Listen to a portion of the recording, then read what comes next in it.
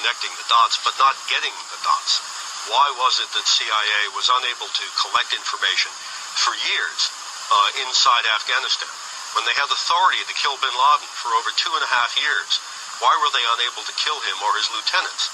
Why didn't they have a better capability to do something about it at the source? Could it be that the bankster-supported U.S. administration is controlling both sides of the war on terror? George Bush Jr. attacked the poverty-stricken, war-ravaged country of Afghanistan only 4 weeks after 9/11. The U.S. and British military dropped 12,000 bombs on thousands of buildings and homes, pounding them into dust and rubble and killing 8,000 Afghan people. 20,000 more people died from war-related cold, starvation, and disease. Nobody made a big-budget TV production out of the massacre with a God Bless Afghanistan movie score. The U.S.-British war on Afghanistan left behind millions of starving people and thousands of women who are still veiled, still homeless, and still penniless.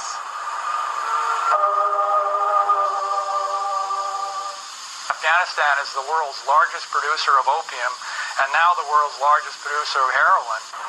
دې دا ده چې 14 کاله دلته جنګ تېر شوی، زراعت تباه شوی، شفاخانې تباه شوي، تجارت تباه شوی، تعلیمي ادارې تباه شوي، مکتبونه تباه شوي، سړکونه تباه دي، ولږه ده، فقر ده، خلک بله چاره نه لري څه وکړي. There can never be peace and democracy in Afghanistan. Why? Because peace and democracy would expose and cut off corporate America's opium and heroin trade at the source.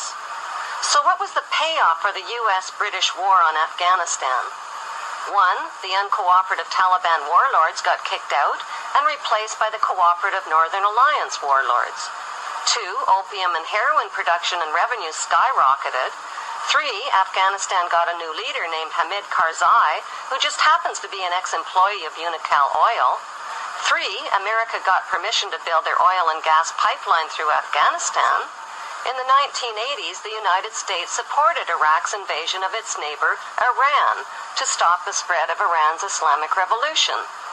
America played both sides of the Iran-Iraq war by supplying Saddam with chemical and biological weapons of mass destruction, and at the same time, America secretly sold weapons to Iran and illegally diverted the money to the Contra-revolutionaries in Central America. During the war, the United States sent a special envoy to see Saddam in 1983. He was Donald Rumsfeld, now the U.S. Defense Secretary. The two men discussed how to reinforce Iraq against a common enemy. This was at a time when Iraq was using chemical weapons on Iranian troops.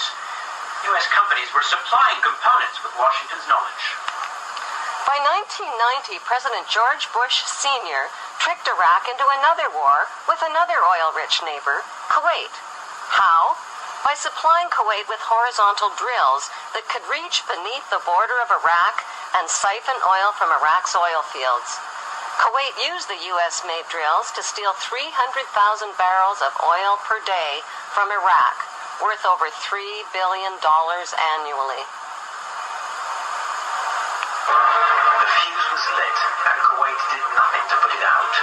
They pumped oil without restraint from Rumaila oil field, which was accessible to both Kuwait and Iraq, and they exceeded OPEC quotas, flooding the market and driving prices even lower. George Bush Sr. officially promised not to interfere in Iraq's legitimate oil battle with Kuwait, but when Saddam's army entered Kuwait to defend their oil reserves, Bush pounced on them. Our goal is not the conquest of Iraq. It is the liberation of Kuwait. America disposed of its toxic waste problem by building radioactive depleted uranium right into their bombs and dropping them on Iraq. Bush Sr. not only devastated and poisoned Iraq's water systems and infrastructure, he weakened the economies of both Kuwait and Iraq, collected giant profits from rationed Iraqi food for oil programs, and landed massive rebuilding contracts in Kuwait. Bush Sr. followed up the Gulf War with 10 long years of deadly trade sanctions that killed another 1.5 million Iraqi people, including 600,000 children who were cut off from medical supplies. A bookstore in the United States today, you can find 50 books. celebrating different aspects of the war and how grand it all was. And you only find one that points out that this was a war crime, that demonstrates the evidence that shows that we deliberately targeted civilians and killed more than 250,000 people in Iraq.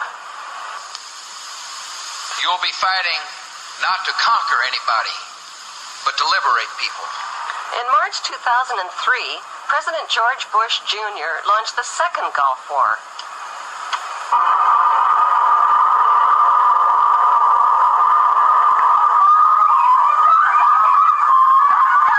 The war on Iraq wasn't about revenge for 9/11, since not one of the 19 accused terrorists were Iraqi citizens. It wasn't about weapons of mass destruction, which inspectors hadn't found. It wasn't even about Saddam Hussein, who had been financed into power by the U.S. in the first place, and who got his chemical and biological weapons from American companies. No, the U.S. wars against Iraq and against Afghanistan were about mass murder and piracy. They were about big weapons sales, big oil, big pipelines, big drugs, and big rebuilding contracts. They were about colonizing the Middle East and moving 2 giant steps closer to world domination.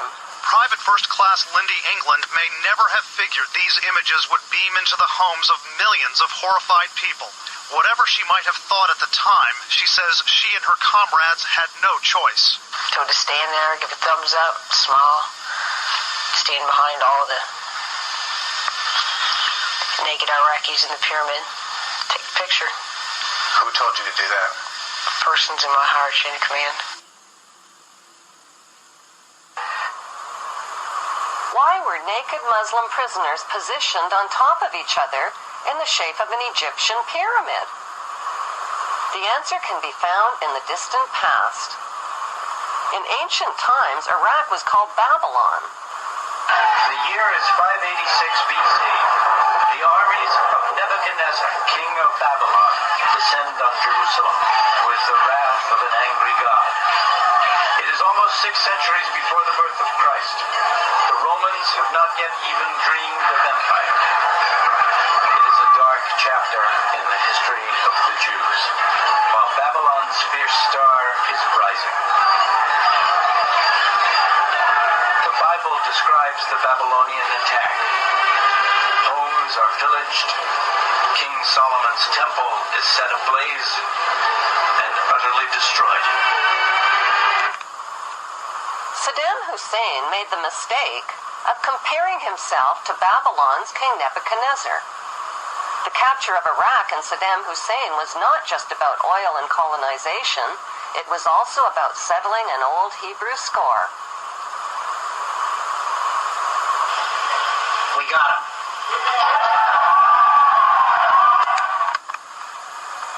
On December 13th, the producers of 911 released a new reality TV show called We Got 'Em.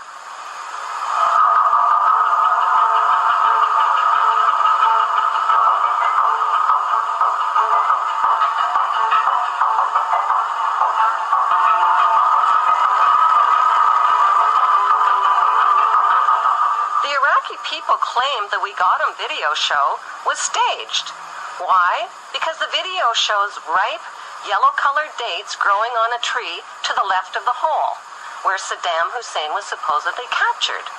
Every Iraqi citizen knows that Iraqi dates only ripen and turn yellow in July and August, never in December.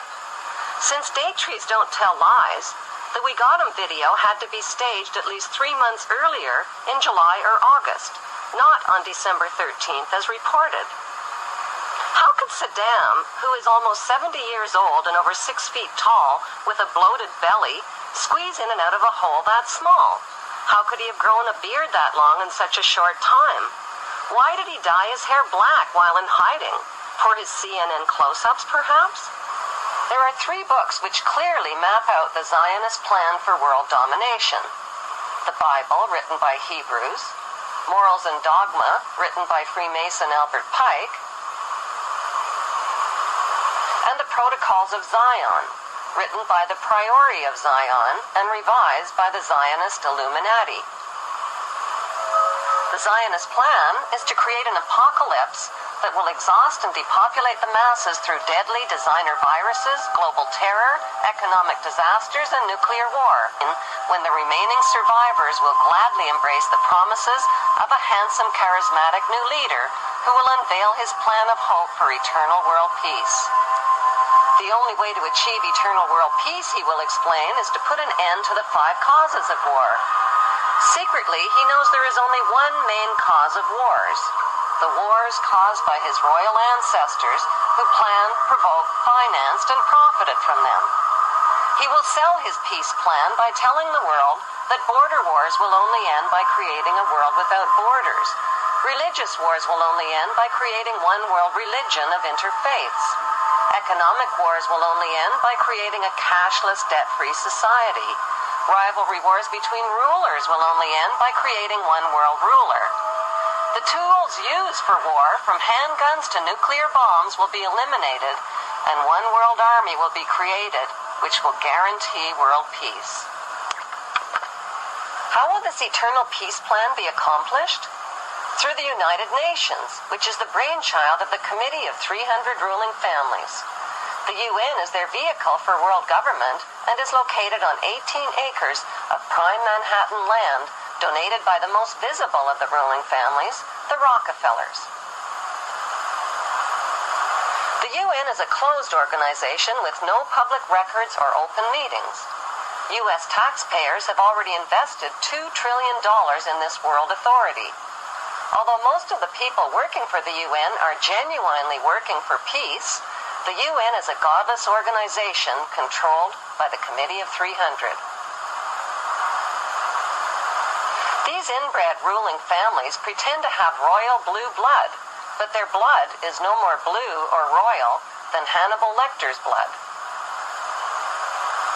Some speculate that these families of evildoers are demons or aliens or evil shape-shifting reptilians, but there is a more scientific explanation for their madness. For thousands of years, these families have practiced inbreeding between sisters and brothers, uncles and nieces, mothers and sons, to keep the power and wealth all in the family. This practice of inbreeding over thousands of years has produced a clever but pathological breed of conscienceless, sociopathic families who will stop at nothing to own every ounce of gold, every drop of water, and every blade of grass on planet Earth. The United Nations, which they founded and control, has clearly stated its goals of establishing a new world order, a UN standing army, and a global taxation system. The Queen's husband, Prince Philip, and Evelyn Rothschild have already established an interfaith declaration for the creation of one world religion. What would life be like in this world empire with one world religion, one world army, one world economy, one world court, one world media, one world government, and one world dictator? What the public doesn't know is that Karl Marx's Communist Manifesto and the Russian Constitution have been built into the UN Charter, and that the New World Order will be a communist world order. Peace on Earth will be a forced peace in which citizens will have no rights. No right to bear children without approval, no right to travel without authorization, no right to own private property, no right to privacy, no right to bear arms, no right to protest, no right to receive an inheritance, no right to choose an education or a job or even a place of residence, and worst of all, no right to live. The right to live will be based on an individual's rating of usefulness to the royal elite. In this planned world without borders or nations, citizens will be disarmed of all weapons, including handguns, and will have no means to protest, fight, resist, or challenge this one world authority who will control them spiritually, economically, and militarily. Every human being will be electronically tattooed and will become helplessly dependent on this one world authority for all of their most basic needs. The masses will eventually be taught to bow down and worship this one world dictator who will rule the entire world from his eternal throne in Israel. They have waited for him. They believe in him. They expect he will heal the world's ills. Some say he is the Messiah, finally returned. But this man is not a savior. He is the King of Terror who will usher in the end of everything. Despite all the red flags, many people deny that a problem even exists. It does exist, and the good news is there are solutions. The solutions lie in knowing what the three biggest fears of the world's ruling families are. The first biggest fear is exposure. They have gone to great lengths to cover up their trail of crimes and to win the public's trust through their media monopolies. Without public trust, their ancestral plan for global control is doomed. Their second biggest fear is losing public support. If the public stops cooperating, their plan is guaranteed to fail. Their third biggest nightmare is organized resistance by an informed and fearless public. The ruling families know from past experience that the will of the people can defeat all their military and monetary might. Vietnam is a perfect example. There is no doubt whatsoever that these ruling families can be totally defeated by turning their three worst fears into a reality.